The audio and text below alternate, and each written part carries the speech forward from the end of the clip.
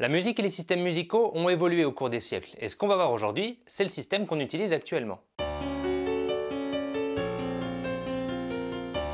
Tout le monde connaît les 7 noms des notes de musique. Do, Ré, Mi, Fa, Sol, La, Si, et on revient au Do. Mais deux choses peuvent paraître bizarres dans ce que je viens de montrer. Premièrement, les notes Do, Ré, Mi, Fa, Sol, La, Si correspondent aux touches blanches du piano. Mais du coup, à quoi correspondent les touches noires? Et deuxièmement, j'ai dit qu'on revenait au Do. Pourtant, ce Do est plus grave que ce Do.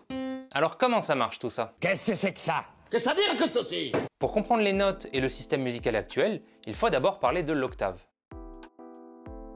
D'un point de vue physique, l'octave d'un son, c'est le double de sa fréquence. Donc l'octave d'un La 440, c'est 880 Hz. Et quand on entend ces deux fréquences, on se rend compte qu'elles vont parfaitement ensemble, à tel point qu'on considère que ce sont une seule et même note, un La. D'ailleurs, quand un homme et une femme chantent ensemble, ils sont la plupart du temps à une octave d'écart. 25 fois chez les commerçants.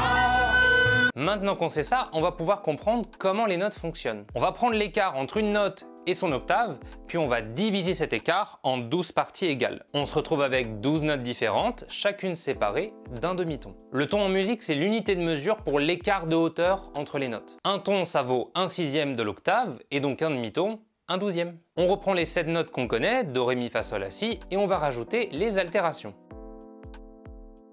Les altérations sont des symboles qu'on applique aux notes pour en modifier la hauteur. Les deux qu'on va voir aujourd'hui sont le dièse et le bémol. Le dièse monte la note d'un demi-ton et le bémol descend la note d'un demi-ton. Entre Do et Ré, il y a donc Do dièse, qu'on peut aussi appeler Ré bémol. Bon Dieu, mais c'est bien sûr.